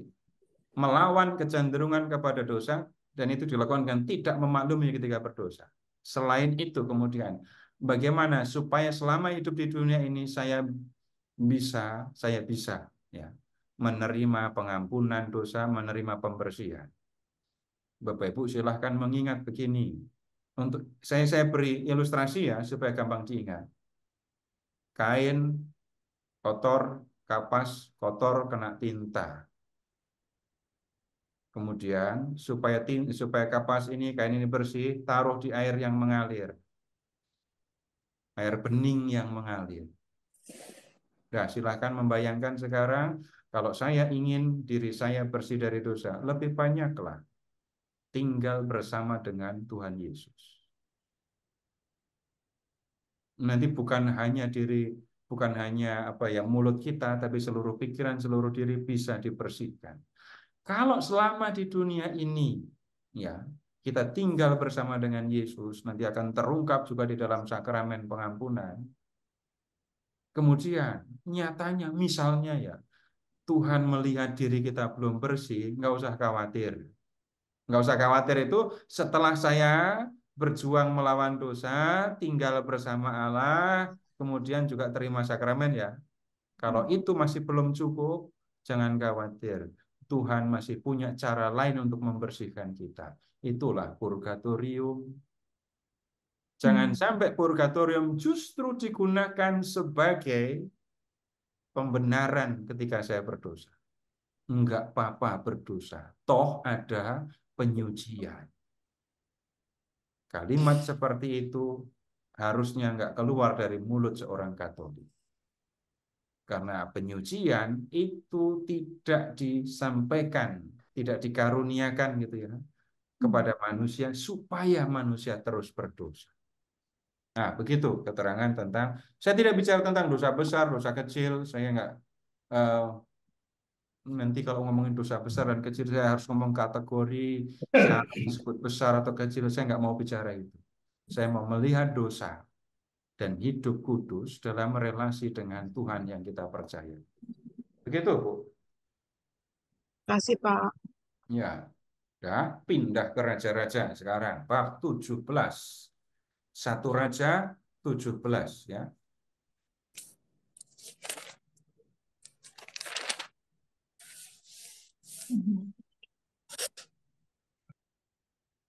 Nah, membacanya itu dari bab 16 ayat 21. Perhatikan di situ ada nama seorang raja. Namanya Omri. Ya. Kemudian sekarang di ayat 29. 1 Raja 16, 29. Ada anak Omri yang jadi raja. Namanya Ahab. Nanti ada nabi yang mirip Bapak Ibu. Kalau Ahab itu ketemunya dengan Elia. Nanti ada seorang yang namanya mirip Ahas. Ketemunya sama Nabi Yesaya. Ada S-nya aja, diingat-ingat itu aja. Ahas, ada S kan? Yesaya ada S-nya. Sudah, itu saja. Kalau Ahab ketemunya sama Elia. Nah, kemudian sekarang begini. Ahab itu mempunyai seorang istri, ayat 31, namanya Izebel. Izebel itu adalah anak dari Raja Sidon, ayat 31 ya. Dan kemudian Izebel itu membawa dewa Baal ke Israel. Dan kemudian membuat Ahab terpengaruh dan mereka berdua membawa orang Israel menyembah Baal. Ya. Baal ayat 33 di situ ada nama lain Asyera. Baal itu dewa, Asyera itu dewi. Jadi orang-orang Israel diajak untuk menyembah Baal dan Asyera. Nah, dalam situasi yang seperti inilah Bapak Ibu, bab 17. Elia tampil, kita tidak diberitahu, tidak ada kisah tentang asal mula masa lalu Elia. Tiba-tiba saja dia muncul di bab 17 ayat 1. Elia itu berkata di ayat 1 ya, tidak akan ada embun atau hujan pada tahun-tahun ini kecuali kalau kukatakan. Jadi Elia mengatakan tidak akan ada hujan sampai aku bilang hujan akan turun. Dan kemudian kering beneran, hujan nggak turun. Sampai kemudian lihat Elia ayat 7 disuruh oleh Tuhan untuk pergi ke tanah Sidon. Ya. Sarfat ayat 9 ya. Sarfat, ke kota Sarfat yang terletak di wilayah Sidon. Bapak Ibu ingat tadi, Isabel itu putri Raja Sidon. Putri Raja Sidon ini penyembah Baal dan Asyera. Sidon itu pusat penyembahan Baal dan Asyera. Elia disuruh pergi ke Sidon, ternyata di Sidon juga kering kerontang. Elia ketemu seorang janda, dan kemudian janda itu sedang nyari kayu, kering, ini kan masa kekeringan, dia tinggal punya segenggam tepung dan sedikit minyak, dia sedang nyari kayu bakar, dia mau nanti setelah punya kayu bakar, dia akan pulang, masak roti, habis itu makan kan, udah tinggal nunggu mati doang. Nah, bisa dipastikan ya, jandanya itu gemuk, langsing, kurus. Langsung terus. Kurus. Nah, kemudian begini, ternyata di Sidon, di pusat penyembahan Baal, kering juga, tapi kemudian Elia menyediakan, membuat mukjizat. Mukjizatnya apa? Tepung ayat 16. Tepung dalam tempayan, minyak dalam buli-buli, nggak akan habis sampai Tuhan menurunkan hujan. Atau keterangan lebih lengkapnya, ya, hanya dikatakan seperti firman Tuhan. Kemudian yang berikutnya, lihat ke ayat 17. Anak dari janda itu mati. Dan kemudian apa yang dilakukan Elia? Menghidupkan anak itu. Bapak Ibu, dalam hal ini silahkan mengingat ketika Yesus bertanya kepada murid-muridnya, kata orang, siapakah aku ini? Lalu yang mengatakan bahwa Yesus adalah Elia, gitu kan ya. Mengapa Yesus disebut oleh sebagian orang sebagai Elia? Elia pernah membangkitkan orang mati. Yesus pernah membangkitkan orang mati. Nah, begitu maksudnya. Yesus menggandakan roti, ya, menggandakan roti. Kalau Elia di 17 ayat 16 tadi ngapain? Menggandakan tepung gitu ya, nggak cocok kalimatnya. Tapi kan roti juga dibuat dari tepung, tapi tepungnya ini nggak habis-habis. Nah, kemudian sekarang begini, Elia itu dicari-cari oleh Raja Ahab gara-gara omongannya. Kita semua mengalami kekeringan. Nah, kemudian sekarang bab 18 ayat 20. Kita menemukan Bapak Ibu kontes antara Elia dengan nabi-nabi Baal.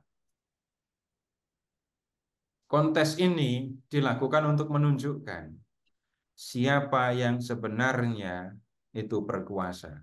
Yahweh Allah Israel atau Baal dan Asyera. Dan dalam kontes ini menjadi nyata, Yahweh lah yang sebenarnya berkuasa. Termasuk dalam hal menurunkan atau menahan hujan supaya nggak jatuh. Nah, kemudian begini, setelah kontes ini Bapak Ibu, Elia itu membunuh nabi-nabi Baal yang sudah dikalahkannya dalam kontes tadi. Sekarang Bapak Ibu lihat ke ayat 40. 18 ayat 40. Kata Elia kepada mereka, tangkap nabi-nabi Baal itu, seorang pun tidak boleh luput. Setelah ditangkap, Elia membawa mereka ke sungai Kison dan menyembelih mereka di sana. Ya. Jadi Elia membunuh nabi-nabi Baal itu tadi. Banyak loh jumlahnya. Tapi kemudian sekarang begini. Elia yang baru saja, saya pakai kata-kata saya sendiri ya, memenangkan kontes, menunjukkan bahwa Allah berkuasa. sudah membunuh nabi-nabi Baal ini tadi ya. Habis itu dia lari karena ancaman ini Ratu Isabel. 19 ayat 2. Isabel menyuruh orang suruhan untuk mengatakan kepada Elia, beginilah kiranya para ilah menghukum aku bahkan lebih lagi daripada itu. Jika besok pada kira-kira pada waktu ini aku tidak membuat nyawamu sama seperti nyawa salah seorang dari mereka itu. Elia rupanya takut. Lihat ayat 3, memang dikatakan takut. Lalu lari ke arah selatan. Sampai Ibu ke gunung Horeb. Sekarang lihat ayat 8. Elia bangun, kemudian makan, minum, lalu jalan 40 hari. 40 malam. Ya, sampai di Horeb. Nanti Bapak Ibu boleh tanya, ini makan apa? Gitu kok bisa sampai Kuat. 40 hari gitu ya. Nah, kemudian sampai di Horeb kan ya. Hmm. Sekarang begini dulu Bapak Ibu. Tolong diberi tanda bab 19-nya ya. Sekarang Bapak Ibu buka lagi peta kerajaan Israel dan Yehuda.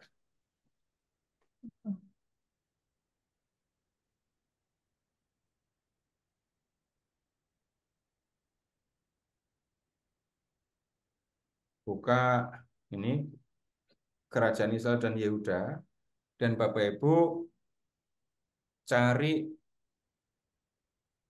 semenanjung atau tanjung yang ada Gunung Karmelnya itu. Ya. Kemudian sudah ketemu? Baik, kemudian Bapak Ibu silahkan pandangan ke selatan, arahkan pandangan ke selatan sampai ke Beersheba.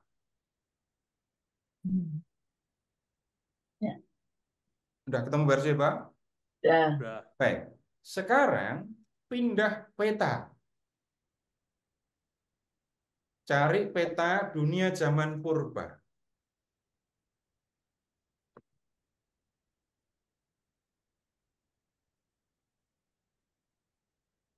Udah ketemu peta dunia zaman purba? Ya.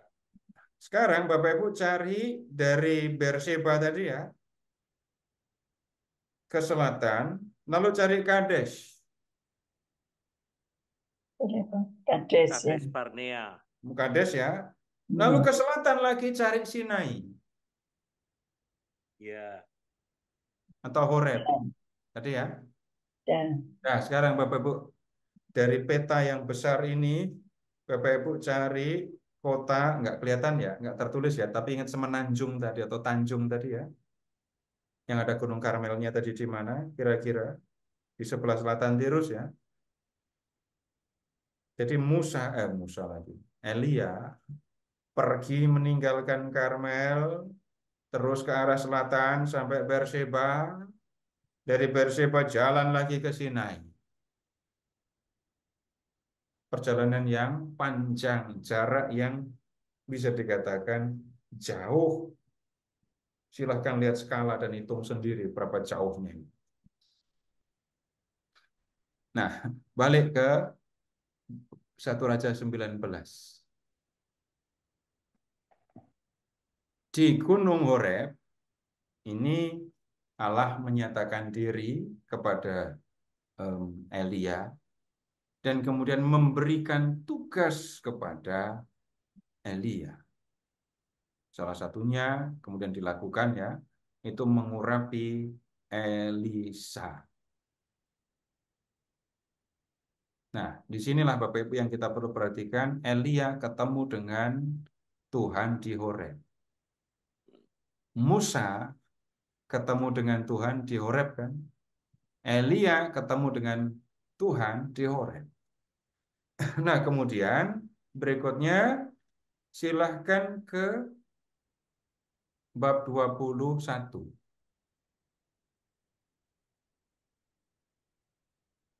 1 Raja bab 21. Ini masih urusan sama Raja Ahab dan Ratu Isabel tadi ya. Mereka melakukan kejahatan dengan mengingini tanah kebun anggur ya, milik Nabot. Dan kemudian untuk merampas kebun ini, mereka merancang pengadilan palsu dengan saksi-saksi dusta, sehingga Nabot dilempari batu sampai mati, kebun anggurnya diambil. Elia datang dan menyampaikan ancaman hukuman. Dia sudah membunuh, maka kemudian yang akan terjadi, Ahab, Isabel akan dibunuh juga. Berikutnya kita pindah ke 2 Raja bab 1, bab 2. Di 2 Raja bab 1, lihat Ahab mati, ya. Kemudian dia digantikan oleh Ahazia. Dan disinilah kita ketemu kisah Elia menjelang bab 2. Elia diangkat, Elia dijemput dengan kereta lalu dibawa ke langit gitu ya. Sekarang lihat ayat 3. Sudahkah engkau tahu bahwa pada hari ini Tuhanmu akan diambil daripadamu oleh Tuhan dan terangkat ke surga? Bapak Ibu, ini soal yang mungkin belum bisa dipecahkan. Maksudnya begini, kalau kita melihat keseluruhan perjanjian baru, perjanjian lama, bahkan sampai di perjanjian baru, orang Yahudi itu masih percaya surga itu bukan tempat manusia yang menerima ganjaran karena dia baik. Sampai di zaman ini belum ada keyakinan seperti itu. Tapi kemudian ada orang-orang tertentu yang naik ke surga. Kita menemukan ada Elia, nanti di kitab Kejadian juga ada Henokh. Ya.